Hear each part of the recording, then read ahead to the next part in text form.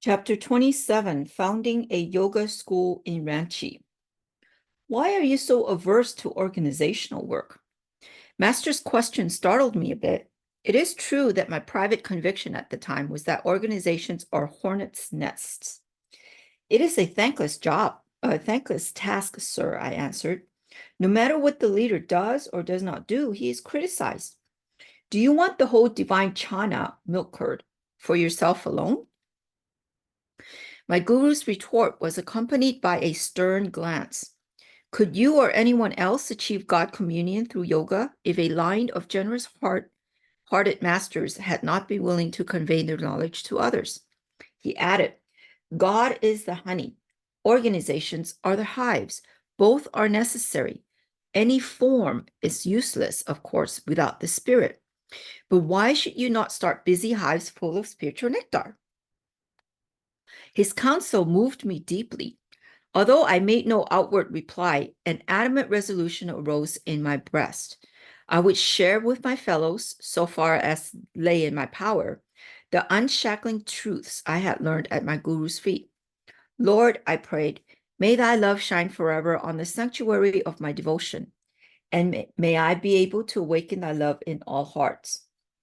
On a previous occasion, before I had joined the monastic order, Sri Yukteswar had made a most unexpected remark. How you will miss the companionship of a wife in your old age, he had said. Do you not agree that the family man engaged in useful work to maintain his wife and children thus plays a rewarding role in God's eyes? Sir, I had protested in alarm. You know that my desire in this life is only for the cosmic beloved.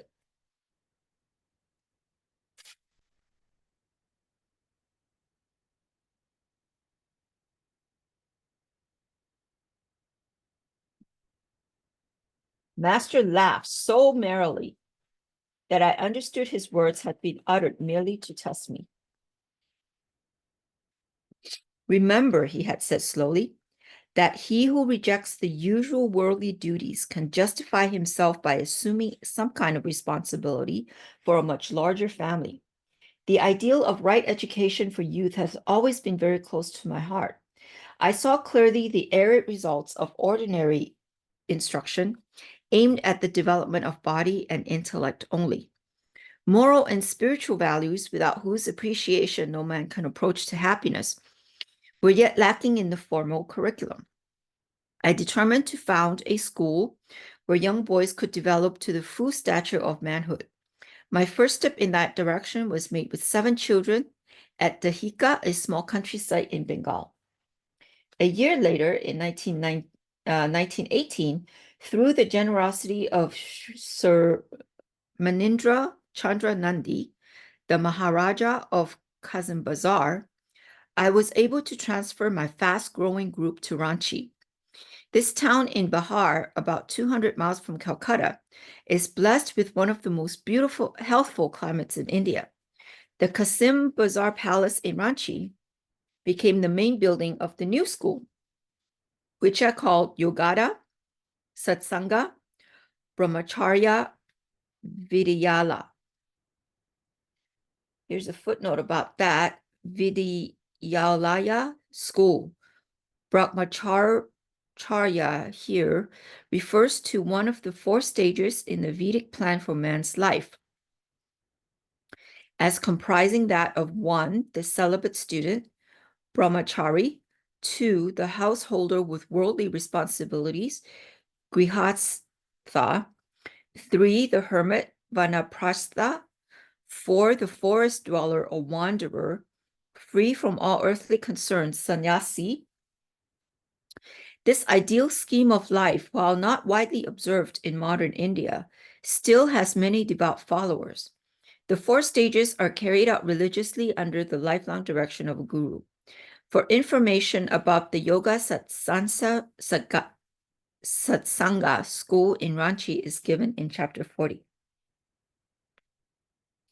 I organized a program for both grammar and high school grades.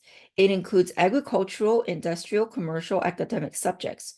Following the educational ideals of the rishis, whose forest ashrams have been the ancient seats of learning, both secular and divine, for the youth of India, I arranged that most class instructions be given outdoors. The Ranchi students are taught yoga, meditation, and a unique system of breath and physical development. Yogoda, whose principles I discovered in 1916.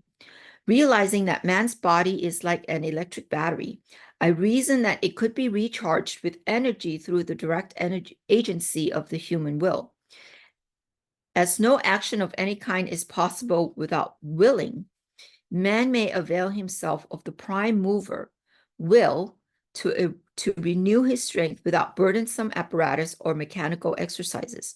By the simple Yogoda techniques, one may consciously and instantly recharge his life force, centered in the medulla oblongata from the unlimited supply of cosmic energy.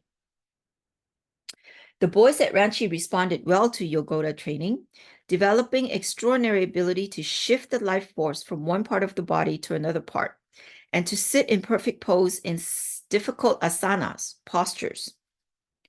Here's a footnote about that. Redirecting a growing interest in the West in asanas, yoga postures, a number of illustrated books on the subject have appeared.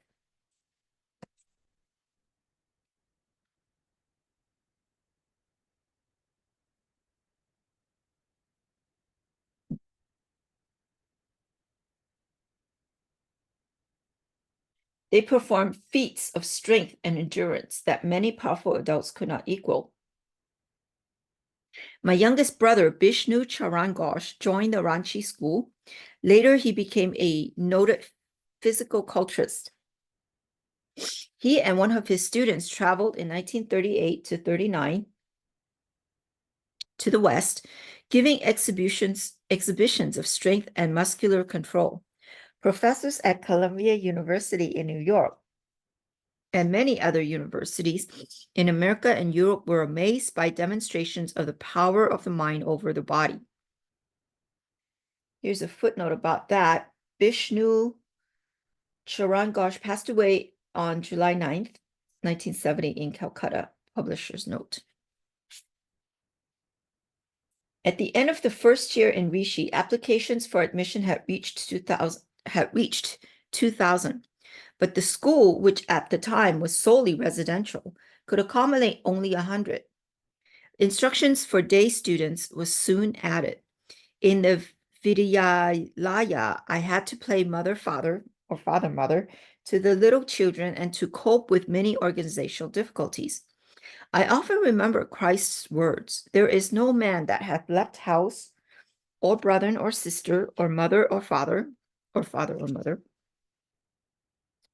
or wife or children or lands for my sake and the gospel's, but he shall receive an 100-fold now in this lifetime, in this time, houses and brothers and sisters and mothers and children and lands with persecution, and in the world to come, eternal life." Sri Yukteswar had interpreted these words as follows: the devotee who forgoes the usual life experiences of marriage and family rearing in order to assume greater responsibilities, those for society in general, and 100-fold now in this time, houses and brethren, performs a work that is often accompanied by persecution from a misunderstanding world. But such larger identifications help the devotee to overcome selfishness and bring him a divine reward. One day, my father arrived in Ranchi to bestow a paternal blessing, long withheld because I had hurt him by refusing his offer of a position with the Bengal Nagpur Railway. "Son," he said, "I am now reconciled to your choice in life. It gives me joy to see you amidst these happy, eager youngsters. You belong here rather than with the lifeless figures of railway timetables." He waved toward a group of a dozen little ones who were tagging at my heels. "I had only 8 children," he observed with twinkling eyes, "but I can feel for you. With 25 fertile acres at our disposal, the students, teachers, and I enjoyed daily periods of gardening and other outdoor work. We had many pets, including a young deer that was fairly idolized by the children. I too loved the fawn so much that I allowed it to sleep in my room. At the light of dawn, the little creature would toddle over my head for a morning caress. Oh, it's so cute. One day, because some business would require my attention in the town of Rishi, I fed the pet earlier than usual. I told the boys not to feed the fawn until my return. One lad was disobedient and gave it a large quantity of milk. When I came back in the evening, sad news greeted me. The fawn is nearly dead through overfeeding. Oh, here's a footnote on about Mark 10, chapter 10, verse 29 and 30. Oh, that was I think I read that. That was up here where it talks about the mother and the children and eternal life. Sorry, I missed that. Sorry about it. Okay, onward. In tears, I placed the apparently lifeless pet on my lap. I prayed piteously to God to spare his life. Hours later, the small creature opened its eyes, stood up, and walked feebly. The whole school shouted for joy. But a deep lesson came to me that night, one I can never forget. I stayed up with the fawn until 2 o'clock when I fell asleep. The deer appeared in a dream and spoke to me. You are holding me back. Please let me go. Let me go. All right, I answered in the dream. I awoke immediately and cried out, Boys, the deer is dying.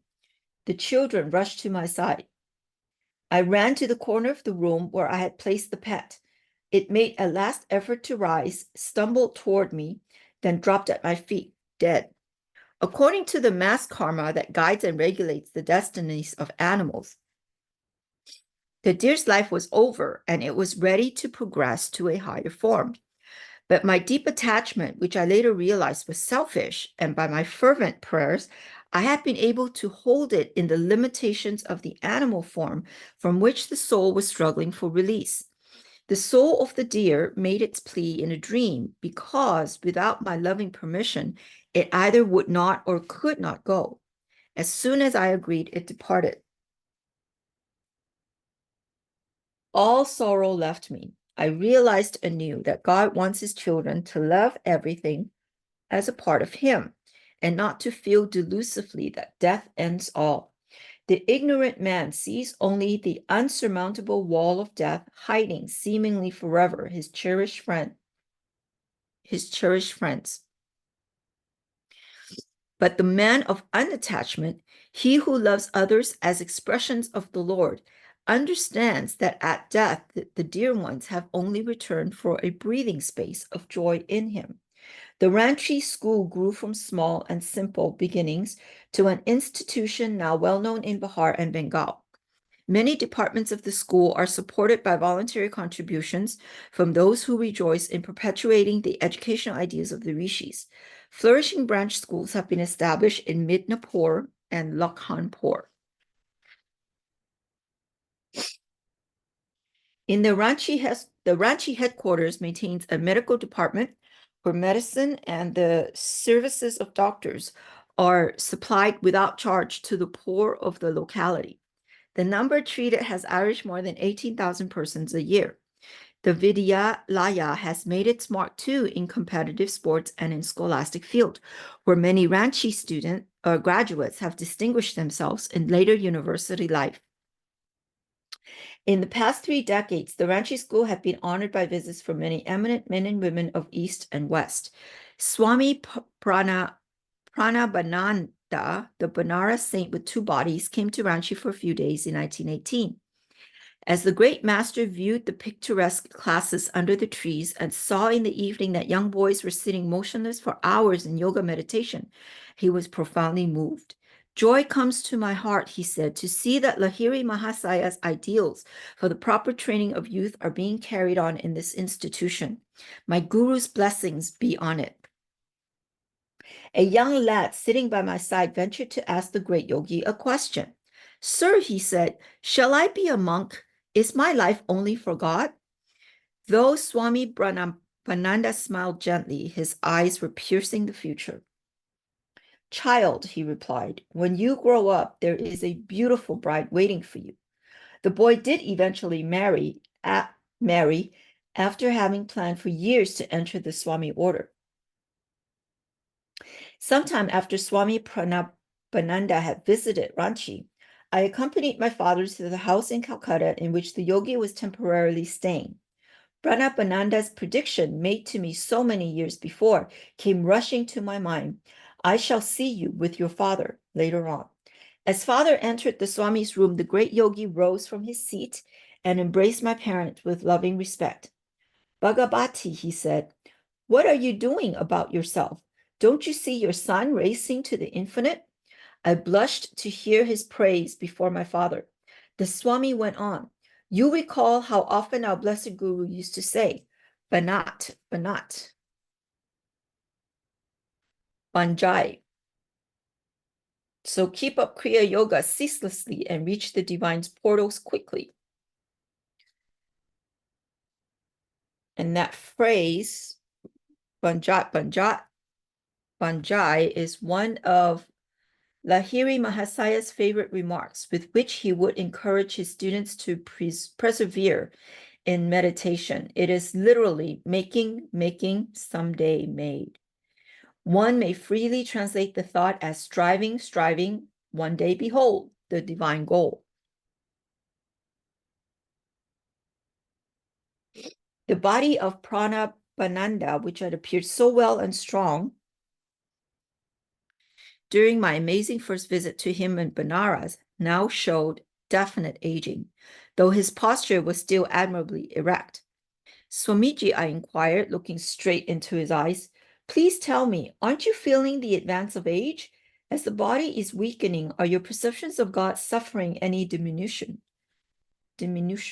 He smiled angelically. The beloved is more than ever with me now. His complete conviction overwhelmed my mind and soul. He went on, I am still enjoying the two pensions, one from the Bhagavati here and one from above, pointing his fingers heavenward. For a short time, the saint was transfixed in ecstasy, his face lit with a divine glow. An ample answer to my question. Noticing that Pranabananda's room contained many plants and packages of seeds, I asked their purpose. I have left Benares permanently, he said, and am now on my way to the Himalayas. There I shall open an ashram for my disciples. These seeds will produce spinach and a few other vegetables. My dear ones will live simply, spending their time in blissful God union. Nothing else is necessary. Father asked his brother disciple when he would return to Calcutta. Never again, the saint replied. This year is the one in which Lahiri Mahasaya told me I would leave my beloved Benares forever and go to the Himalayas, there to throw off my mortal frame. My eyes filled with tears at his words, but the Swami smiled tranquilly. He reminded me of a little heavenly child. Oh boy, I'm feeling a lot of divine energy coming in. Sitting securely on the lap of the Divine Mother. The burden of the years has no ill effect on the great yogi's full possession of supreme spiritual powers. He was able to renew his body at will, yet sometimes, oops, sorry. As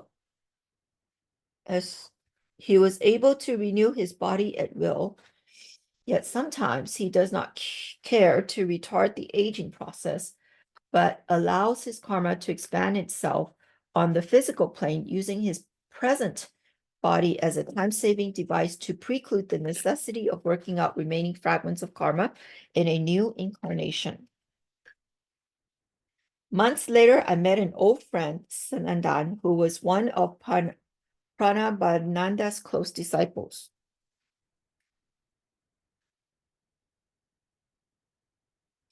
My adorable guru is gone, he told me amidst sobs. He established a hermitage near Rishikesh and gave us loving training. When we were pretty well settled and making rapid spiritual progress in his company, he proposed one day to feed a large crowd from Rishikesh. I inquired why he wanted such a large number. This is my last festival ceremony, he said. I did not understand the full implications of his word. Pranabanandaji helped with the cooking of great amounts of food. We fed about 2,000 guests. After the feast, he sat on a high platform and gave an inspired sermon on the infinite. At the end, before the gaze of thousands, he turned to me as I sat beside him on the dais and spoke with unusual force. Sunandan, be prepared. I am going to kick the frame. And here's a footnote about that. That means give up the body. After a stunned silence, I cried loudly, Master, don't do it. Please, please don't do it. The crowd remained silent, wondering at my words.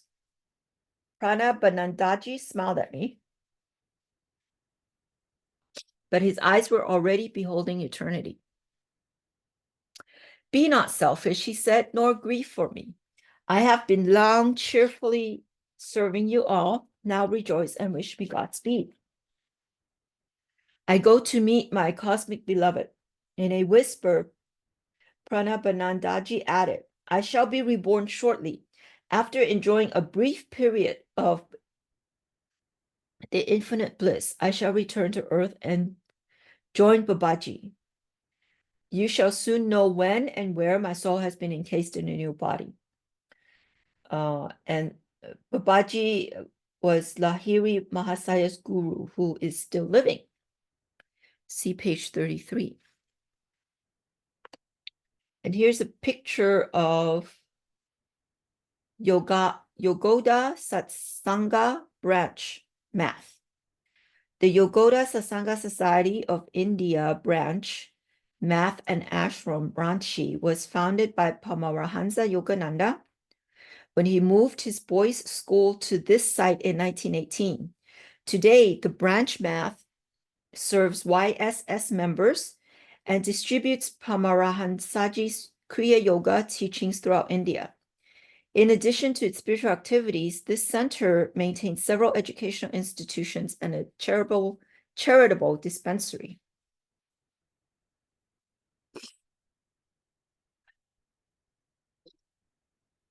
Here's the building, or a picture of the building.